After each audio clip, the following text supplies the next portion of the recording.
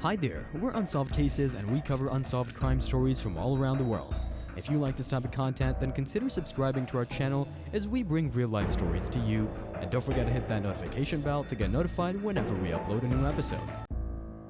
A 24-year-old girl mysteriously vanished from the store where she worked during the evening shift. Police discovered traces of blood in the back room and signs of a struggle.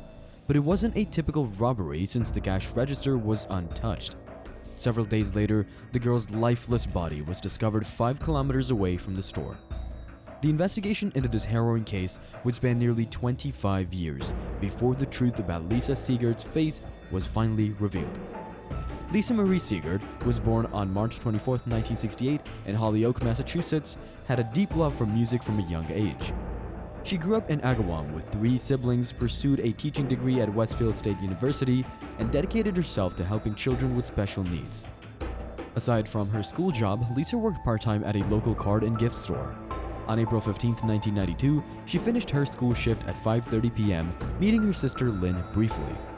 Nothing seemed amiss. The next morning, Sophia Maynard, a co-worker, arrived at the store but found it unusual that Lisa's car was there, as she usually worked mornings at school. Sophia discovered Lisa's personal items at the store, but no sign of her. The police were called, and upon investigation, they found a perplexing scene with crushed boxes, bloodstains, and scattered cards.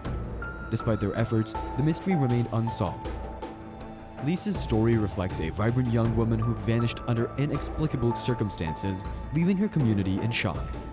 News of Lisa's disappearance shocked the school where she worked.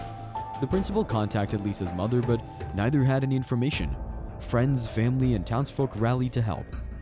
Initially, police suspected robbery, but that theory crumbled when nothing was missing from Lisa's cash register or wallet. Detectives then focused on reconstructing the evening's events. Lisa's sister left the store around 6 p.m. Interviews with neighboring store workers revealed more. Around 7:20 p.m., Lisa discussed parking issues with a nearby carpet store owner. Their chat lasted about 15 minutes before he left. Money was last deposited at 8:20 p.m. A woman entered around 5:09 p.m., noticed the open door, and heard noises in the back but left without making a purchase. The police received numerous tips from local residents, including reports of a suspicious car on the night of Lisa's murder and claims of knowing the culprit's identity. However, none of these leads proved fruitful, leaving detectives frustrated. Over a year later, in October 1993, Lisa's case received national television coverage, drawing public attention and generating numerous calls to the police with tips and information. While most of these leads led nowhere, the police did identify a few promising ones, though they didn't specify further. Despite the renewed efforts as time passed, the chances of solving the case continued to dwindle. Lisa's family, determined to preserve her legacy, made significant contributions to the Agawam education system in her memory. In 1995, her parents donated $11,000 to the school's science division, supporting genetics classes with equipment and establishing a fund for gifted students that award around $35,000 in scholarships. For 10 years, Lisa's murder remained unsolved, but her mother persisted in her hope for justice.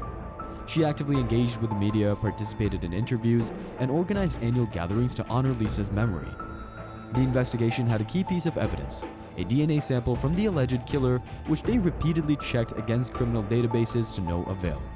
However, in September 2016, 24 years after the murder, investigators employed a new method called DNA phenotyping. This technique used DNA information to create an assumed portrait of the suspect.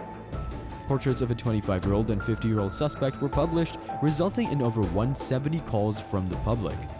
But these leads didn't lead anywhere until September 2017, when the police made a high-profile arrest. The perpetrator turned out to be Gary Shara, a 49-year-old man.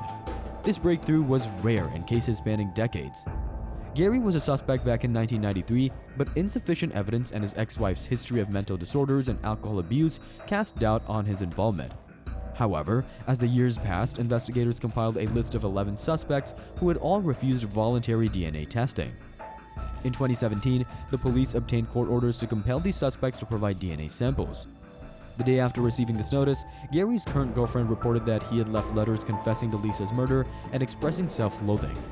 Fearing his suicide, the police located Gary, who had consumed drugs but survived. Analysis of objects containing Gary's DNA and a thorough investigation solidified the case against him. Despite briefly claiming innocence, Gary eventually pleaded guilty to first-degree murder in September 2019, receiving a life sentence without parole.